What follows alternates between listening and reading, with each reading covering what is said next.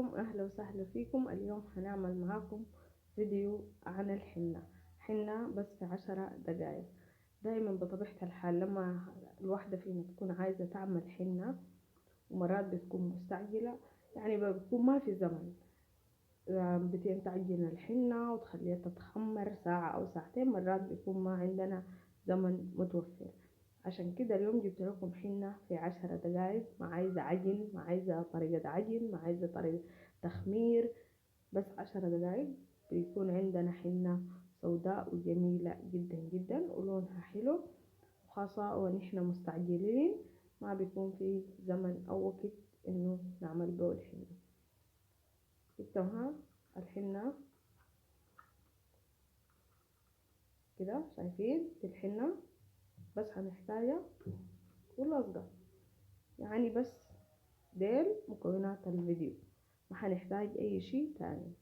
ديل الاثنين هنستخدمهم وهنعمل شكل للحنة، اي شكل ممكن تعملوا بقى، اي شكل انتوا بتحبوه. بتستخدموها حتى كنقش فيها، هوريكم. شايفين ممكن تستخدموها للنقش، تربطوها هنا وتستخدموها عادي للنقش،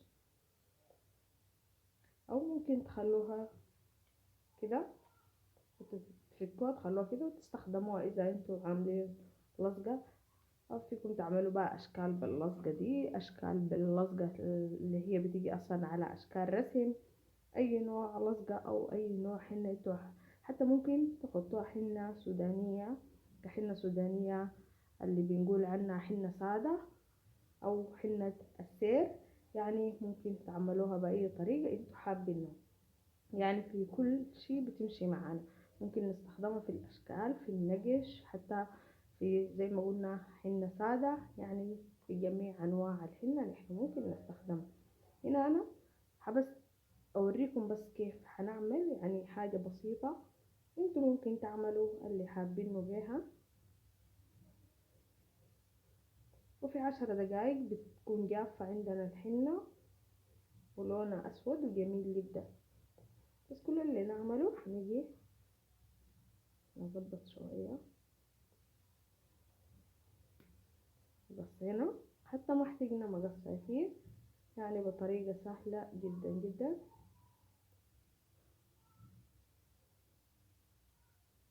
اظبط اللصقة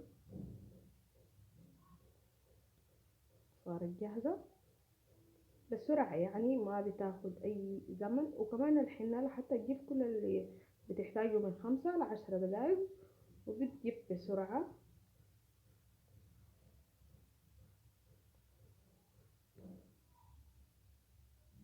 يعني كل الفيديو حقنا اليوم سريع ومفيد.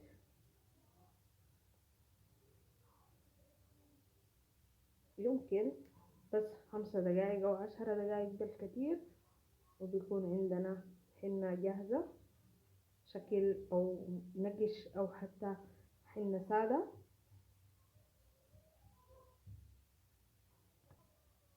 هنا كملتها عملته، الموضوع بسيط. هيجي شنو بس كده،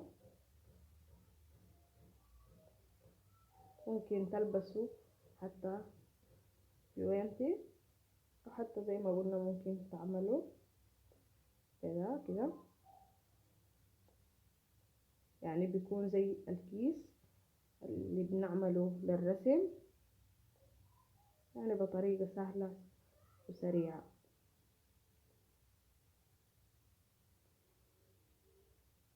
إذا كنتوا أول مرة بتشوفوني في القناة، اشتركوا في القناة، فعلوا زر الجرس، لا تنسوا تدعموني بلايك وشير للفيديو حتى يوصل لأكبر عدد من الأخوات. أكيد كثير من الأخوات بيعانوا من مشكلة الحنة، خاصة في البرودة، بما إنه الجو بارد،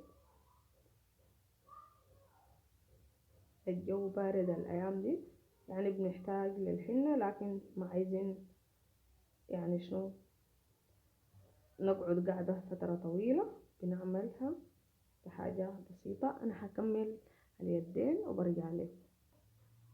وهنا زي ما شايفين بعد ما خلصتها بسرعة جدا. خلصتها بقت جاهزة عندي. كل اللي علينا هخليها بس انها تجف، وبغسلها، بعمل لها زيت، او انتوا بتمسحوها بشنو بعد ما بغسله ممكن تعملوها عادي. طبعا في ناس كتير بيحبوا انهم يكونوا عاملين حنة، لكن بسبب القعدة الطويلة ومتين يعجنوها يخمروها ما عندهم زمن، وبيكسلوا انهم يعملوا كل الخطوات. اليوم جبنا لهم خطوة سريعة وسهلة ممكن يعملوها في 10 دقايق، ما بتاخد اي زمن، بس 10 دقايق. وبرضو عندنا طريقة لعجن الحنة، خطوات لعجن الحنة السودانية اللي هي معروفة عندنا.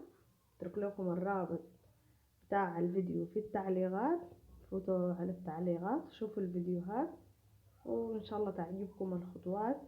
طبعا في الفيديو حتلقوا خطوات للحنة وكيف بتدينا لون مميز من أول نص ساعة.